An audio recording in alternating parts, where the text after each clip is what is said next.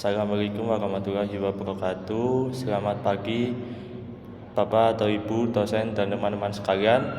Perkenalkan, nama saya Faris Rizky Nur Rahman dari program studi teknik mesin.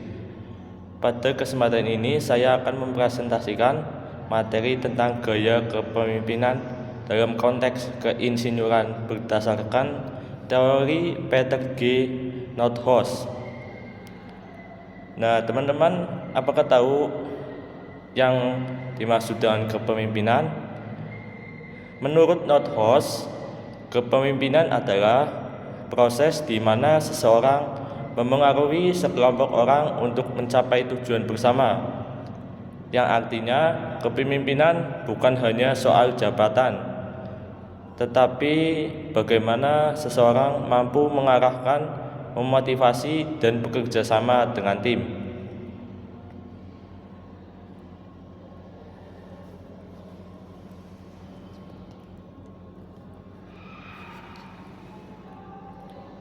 Dalam dunia teknik, gaya kepemimpinan harus disesuaikan dengan kondisi proyek dan karakter anggota tim.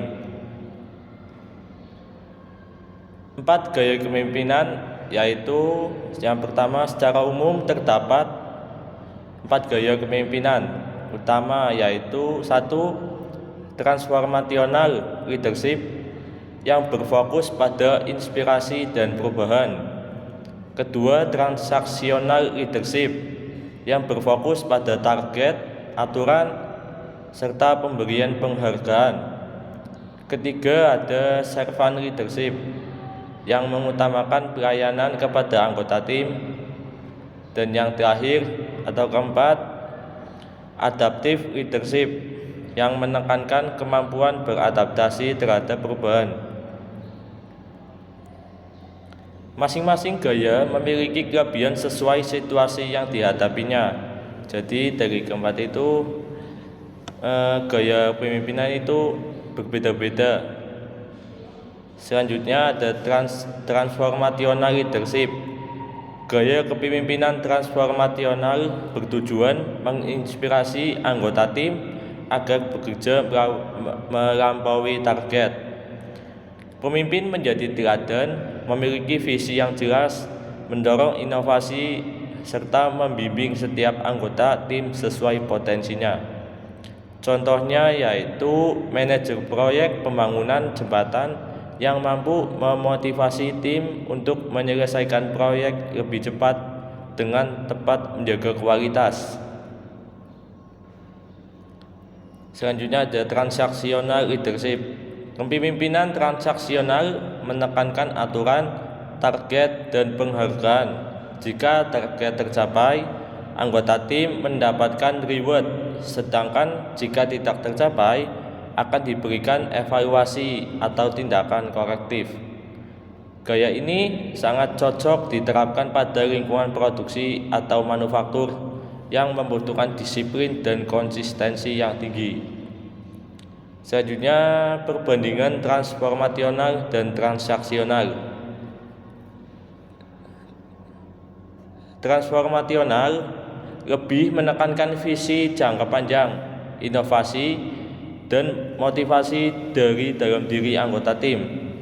Sedangkan transaksional lebih berfokus pada pencapaian target jangka pendek melalui sistem penghargaan dan pengawasan.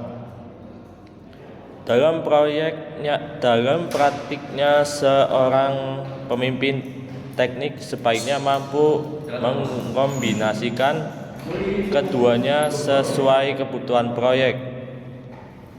Servant leadership berarti pemimpin mengutamakan kebutuhan tim sebelum kepentingan pribadinya.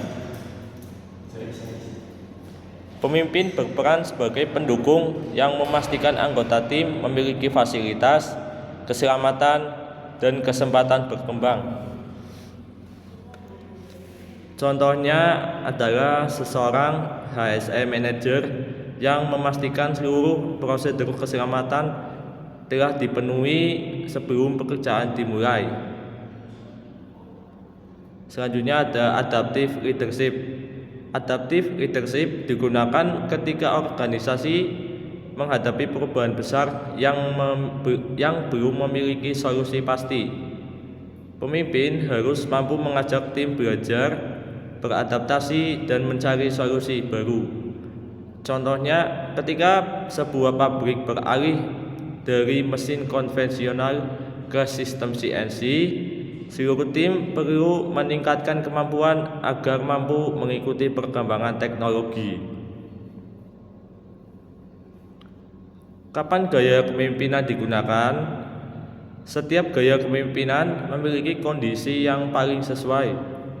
Transformasional cocok untuk inovasi dan pengembangan produk, sedangkan transaksional digunakan pada produksi massal dan pengendalian kualitas.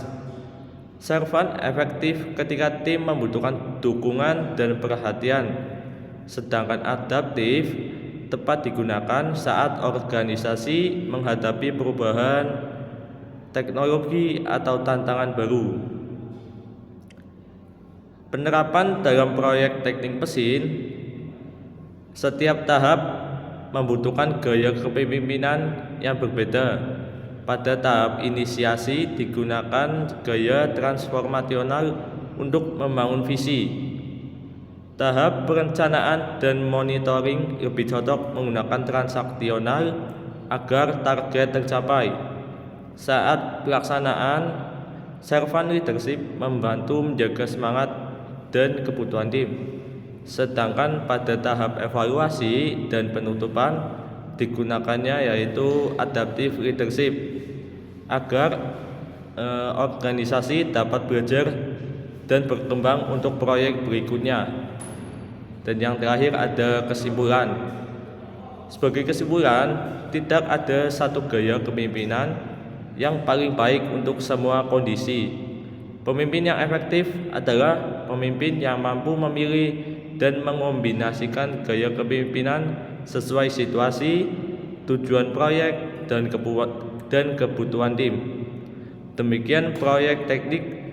Dengan demikian, proyek teknik dapat berjalan lebih efektif, efisien, dan menghasilkan kinerja yang optimal. Demikian presentasi yang dapat saya sampaikan. Terima kasih atas perhatiannya. Apabila ada pertanyaan, dengan senang hati akan saya jawab. Wassalamualaikum warahmatullahi wabarakatuh.